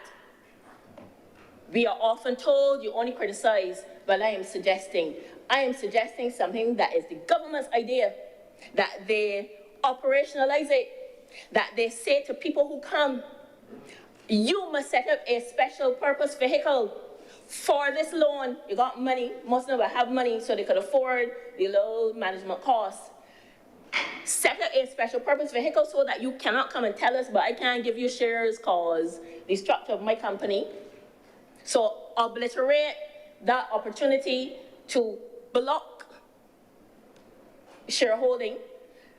Give shares to the government of Barbados. The government talks about 30% of electricity license shares going to credit unions. Everybody doesn't belong to a credit union.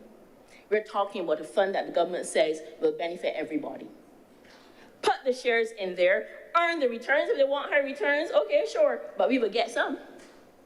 It won't all be going into the pockets of shareholders who probably in the main will be outside of this country, which has its own implications.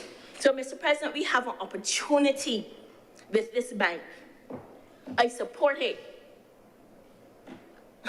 I would say with reservation, because I want to see how it will benefit us. I want to see that we ensure that the affected sectors are properly managed. Regulation does not necessarily mean slow or cumbersome or setting up barriers. It means properly. We can take some of the money that is put into the bank to facilitate that also, Mr. President, technical assistance so that the entities that will be set up or that exist to regulate will be properly resourced. Knowledge, people, and whatever other resources they need. We have to modernize. And on that note, I also want to say this. We cannot continue to regulate electricity on a cost of service mechanism. And we're talking about transition. But that is what we're doing. We are regulating on a cost of service business, which the entire utility regulatory environment understands that that is a recipe for over-earning and inefficiency, which obviously pushes up costs. The answer, however, isn't to say don't regulate. The answer is to modernize and resource regulation to make it fit for purpose for us. So we must ignore the voices that say, let it be a free-for-all, we can set our own rates, or let an individual politician set a rate. We must ignore those voices, and we must do it properly for the sake of the people. Mr. President, I've said it twice already, and I will say it again. The bank is a good initiative. Developmentally, it is necessary because we do know that we need to have development financial instruments or organizations, but we have to use it for the benefit of the people, not just the applicants who come for the money. And the bank has to use all of its resources to also facilitate and encourage new corporate initiatives, new industry development, ensure that Barbadians who truly need, using the terminology that is used by the Smart Fund, can show that they have a need. We have to encourage our young people as well in modern technologies and modern industries, and this bank can be a vehicle for that. And for those reasons, I will support the initiative, but it has to redound to the benefit of all of the people, not just the people who can get a good business plan, get some investors, and come to the bank to ask for some extra money at low rates or come and ask for a grant. Mr. President, I'm obliged. Thank you very much, Senator Watson. Senator Cummins. Thank you very much, Mr. President. I rise, first of all, to speak to the bill itself, to respond to a number of things which have been raised, many of them inaccuracies, and I wish to clarify them for the benefit of our listening public. Mr. President, first of all, the Blue-Green Bank and the bill which is before us establishes the bank as a merchant bank. And by definition, Mr. President, the merchant bank means that it will allow for the provision of capital, including by loans and any other forms as so defined by the structure of the bank, to business enterprises. That's the nature of a merchant bank. And so it is not a development bank, neither is it a commercial bank, it is a merchant bank. And there are very clear distinctions on how an entity incorporated under the Companies Act as a merchant bank and falling under the Financial Services Commission and the Central Bank is expected to function. And I want to put that up front, Mr. President, because that frames the construct for the bank's operations itself. Mr. President, there are significant tranches of resources to which the Honourable Minister who introduced the bill spoke about, resources coming in from CAF, resources coming in from the GCF, resources coming in from a number of agencies to be able to capitalize the bank, and we have seen that number aggregated as indicated by the Honourable Minister who introduced it. Those funds, Mr. President, are co-financing funds, in particular for those from the GCF, and the GCF has a 50-50 co-financing arrangement for this particular bank and how it is being capitalized. One of those tranches of funds, Mr. President, there are 3 areas where the bank was to be co-financed under the tranche provided by the GCF. Those areas include the buzzwords to which we have just heard the Honourable Leader of Opposition Business refer, the buzzwords that have generated capital investment from the GCF. Those buzzwords are mitigation in the first instance, adaptation in the second instance, Mr. President, and under adaptation, excuse me, under mitigation, energy generation and access, and I will speak some about that. The second 2 areas from the GCF in its initial capitalization, Mr. President, spoke about health and well-being and water security, therefore explaining why the Honourable Member who introduced the bill spoke about water security. The second area under adaptation is infrastructure and the built environment.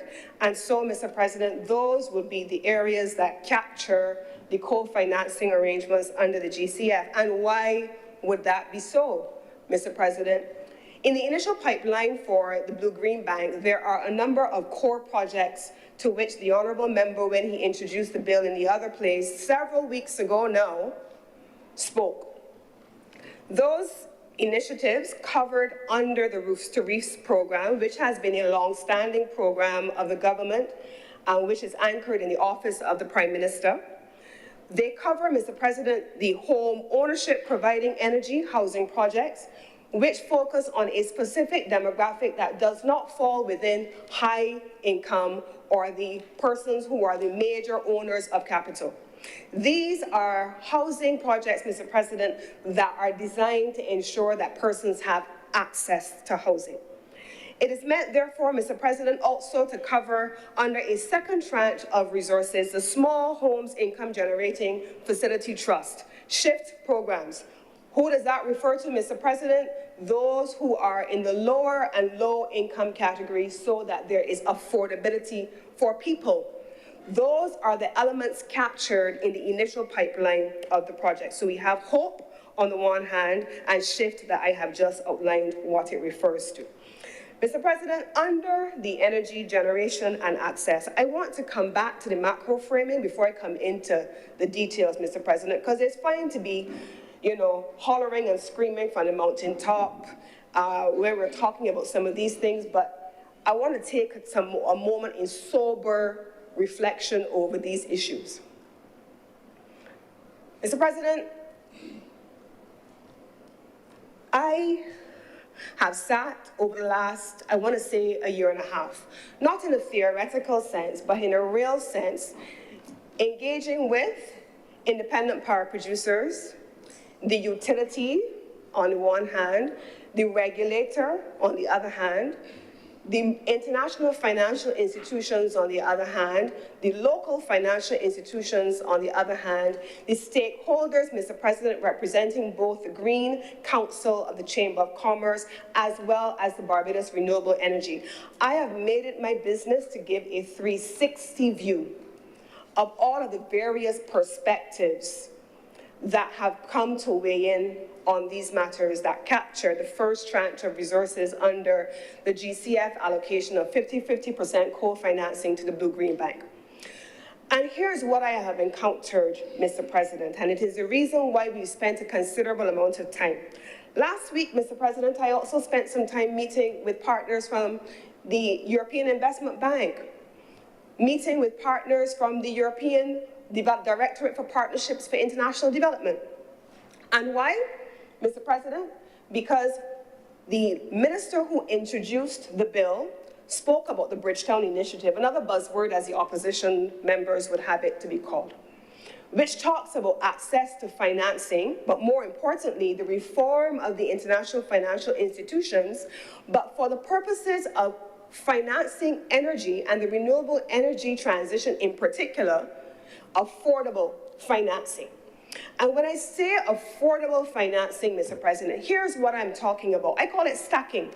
One night, Mr. President, in a meeting, it was around 9 o'clock, and we had been meeting for some time, and I remember taking a series of cell phones belonging to all of us sitting around the table, and I started to put the cell phones side by side by side by side, one after the other. And it was to create a visual impact, Mr. President, on the things that we were encountering in affordability of financing. Let me make the record clear. There is no challenge that we have encountered in energy generation for either small or large persons to access financing. The market is awash with capital historically. And we have a number of people, small and large, who have gone to financial institutions of all kinds and have been able to attract financing. In the larger lumpy category of capital, Mr. President, and let us be clear, the very attractive feed-in tariffs predate this administration and date themselves back in an administration that came before us. They were highly incentivized, and we understand it. I'm not even knocking it. Because if you read the international financial institutions' own analysis, when you are beginning a new sector in its nascent stage, you tend to incentivize the market by having higher tariffs up front. So I'm not knocking it per se, Mr. President. That's the reality, and that was the advice then, and so you can see the rationale for it now.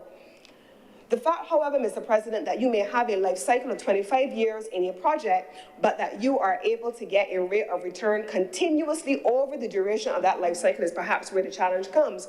Because if we have had to do it on our side, there may have been a step-down tariff where you recoup your investment perhaps up front, and then over time you have a reduced rate of return, but not have 25 years of return at the same level that would have been incentivized initially, perhaps. But that's a theoretical consideration that you see in some of the literature. It's not necessarily what is going to be applicable to Barbados, so I'm not knocking it.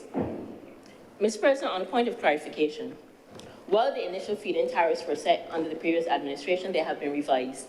And what is theoretically being suggested is actually not what has been done. So that mechanism has continued. Some of the rates have been raised, as a matter of fact, and particularly in the band where you would expect them to go down, because that band can benefit from economies of scale and scope, Mr. President. I just want to clarify that so that the public understands why our levelized cost of energy is not actually going down. Senator Cummins, please proceed. Thank you very much, Mr. President. In the case of Barbados, as I was saying just now, there is a recommendation, certainly from my own ministry and from this government, that we do need to look at the feed-in tariffs. And it is on that basis, Mr. President, that we have already, through the Fair Trading Commission, conducted an assessment in the first instance of the current feed-in tariffs for generation. There is ongoing, as we speak, a review of the feed-in tariff for storage for the pilot at 50 megawatts that was issued in June of last year. That work is underway. And so if I had been allowed to finish my statement, it would have been allowed to have the update, Mr. President, as to where we are now. So there is no question that there has to be a revision in this moment, Mr. President, because the costs of supplies have definitively, without question, gone down. So, Mr. President, here's where I want to go back very quickly to dealing with the stacking of the cell phones that I spoke about earlier. Mr. President, the Bridgetown Initiative was launched when I started to speak about affordability, because when I put those cell phones together, Mr. President, and shared with our partners what we were dealing with in terms of affordability, it was a visual construct, Mr. President. What we started to do was to focus, first of all, you have the fuel adjustment clause, one charge. You have a feed-in tariff for generation. If you put in a feed-in tariff for storage, here is what it is. And then we started to look, Mr. President, at what would have been some of the proposals coming in under international financial institutions in affordability and bankability of capital. And what do I mean when I say things like that, Mr. President?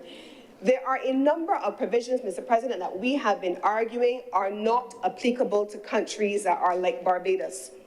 And the inclusion of those mechanisms within financial institutions that come from outside of our borders is making the cost of capital too expensive for our country and therefore for the end consumers and for the persons who are going in as the applicants. And what do I mean? There are a number of measures, Mr. President, that we have been battling against and we have been working through with our partners. They include things like what should be the inclusion of liquidity support. Those are measures that we are seeing in a lot of the instruments that are coming now. What should be early capacity payments, fixed term capacity payments, Mr. President? What should be the provision as well for unilateral termination? And then there's a measure, for example, that includes things like political force majeure, change of law provisions. There are all kinds of measures that are included in bankability provisions that have a cost to capital. And if those are not the mechanisms, Mr. President, to which the Bridgetown Initiative refers to make sure that countries like Barbados do not get the large tracts of capital, yes, but at a high cost, then I don't know what is. So it may sound like a buzzword to some, but for the practical application of it, it is anything but. Because when you start to stack costs, and you start to include those things in power purchase agreements, then with the utility, you have a problem, yes, to the consumer. So the Bridgetown Initiative, access to affordable financing, resilience in that financing, and sustainability financing, those are the things that will then, in my view, Mr. President, be well vested in a bank that is created by us, for us, and in our interest, Mr. President. And the Blue Green Bank as it is currently being contemplated, is meant to ensure that there is a financial institution that covers the issues in the blue, in the green economy, and everything in between, Mr. President, at rates of capital and rates of credit that can be afforded by countries like ours. It is a reason, Mr. President, why we have seen institutions being set up all over the world, in different parts of the world. There is an Inter-American Development Bank, there is an African Development Bank. Those are development bank institutions, Mr. President, but in a merchant bank environment where most of the technology, if not all of the technology, Mr. President, is imported, there is an FX consideration. And so the FX drain, if 100% of it is coming out of the domestic space as opposed to the external space, Just for the record, foreign exchange? please expand on the acronym so that the Hansen reporters and those listening know Thank that you, Mr. President. I FX means apologize. foreign exchange. Thank you. Foreign exchange component of the project. What we're working on now, Mr. President, is a combination of blended capital, Barbados dollar denominated loans as well as foreign exchange denominated loans, and to make sure that we can remove some of the bankability issues that we have been seeing in the financial instruments. We've also been looking at, Mr. President, a different qualification of blended capital. In a historical sense and in a traditional conservative sense, blended capital referred only to loan or equity. In this instance, a blue-green bank allows us to have affordable capital, grant and equity, and yes, Mr. President, have under the Bridgetown Initiative in the reforms, a discussion around how we can integrate grant capital into that. And that brings me, Mr. President, because I know my time is almost through, that brings me, Mr. President, to the qualifications that I wanted to make. The Smart Energy Fund, Mr. President, was administered not just by the Enterprise Growth Fund. It was administered by both the Growth Fund, Enterprise Growth Fund for larger scale businesses, and Fund Access for smaller businesses, Mr. President. The Enterprise Growth Fund Limited administered the Smart Energy Fund for larger scale businesses, and Fund Access administered the equivalent program. They are the joint fund managers for the Energy Smart Fund. It is not accurate that any one or the other administered those funds. In fact, I am told that the company which was referred to as having accessed a loan went forward initially for the loan and then did not continue with it. So it is unfortunate, Mr. President. Mr. President, on a point of clarification, I made no references to loans, I made references to technical assistance grants, and I named several companies, so I really would rather if the minister was clear on if the honorable member was clear on what company she's referring to. Also, I want to say again, there were specific parameters that spoke to small and medium enterprises. That's not controversial either. The issue is who has access to the loans and what are the benefits. Thank you. Senator Cummings. Mr. President, I repeat, the Enterprise Growth Fund and the Fund Access were joint fund managers for the Smart Energy Fund, and they both had different categories of businesses to which they were open to applications. It was not just the Enterprise Growth Fund, it was Fund Access as well. Mr. President, under Fund Access and EGFL, there was a provision for both loans and grants to be applied, Mr. President. Both loans and grants. Large businesses for large projects, small businesses for smaller projects, Mr. President. And in the case of Fund Access, which happens to sit under my ministry, so I'm not asking, in the case of Fund Access, Mr. President, you had a number of persons coming in for projects for an initial capitalization for small projects, and then they wanted to come back and expand their work, and they came back several times to be able to increase the amount of capital that was available to them to be able to scale their projects up, Mr. President. I want to make that abundantly clear, Mr. President. We also saw, Mr. President, the end of that project several years ago. I believe that the Smart Energy Fund ended 2 years ago or somewhere thereabouts, Mr. President. That fund has been closed. I am also pleased to say, and the honorable member who introduced the bill is aware of this as well, even though the project has ended, we have done in my ministry an assessment of the projects that were executed under that project to see where they are now, to see how they fit into the energy efficiency agenda of the government now, to see what the annual energy savings have been from the investments made then, Mr. President. We have just submitted that work, not just, several months ago now, we submitted that work to Cabinet for review, and it is the commitment of the government through my ministry to create a dedicated team internal to the Ministry of Energy to ensure that we are able to monitor the continuous use of energy efficiency mechanisms arising from the work of the SMART Fund that ended 2 years ago, notwithstanding that the time has concluded. So, Mr. President, I want to lend my support to the creation of this bill.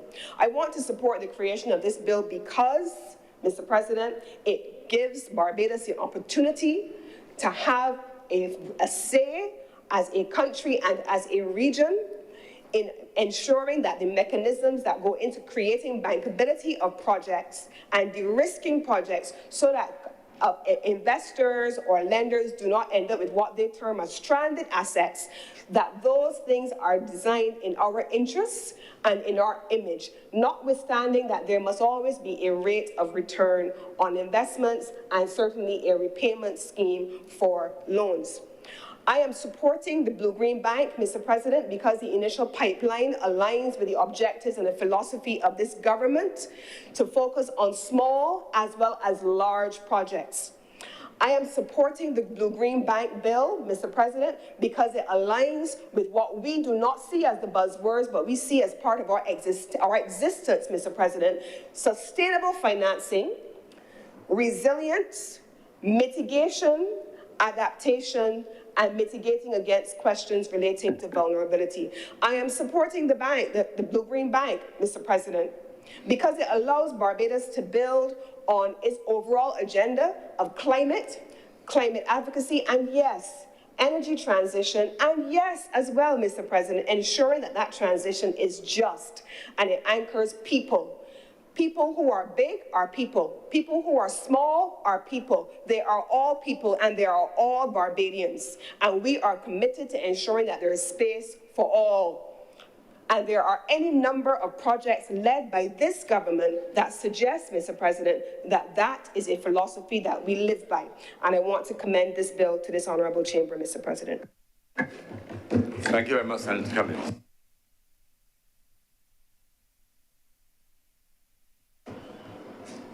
Senator Cummings. Mr. President, I beg to move the suspension of this sitting of the House until 2:20 p.m. The question is that the sitting be suspended until 2:20 p.m. today. Will all honorable senators in favor please say aye? Those against please say no. Methinks the ayes have it. This sitting is suspended until 2:20 p.m. today.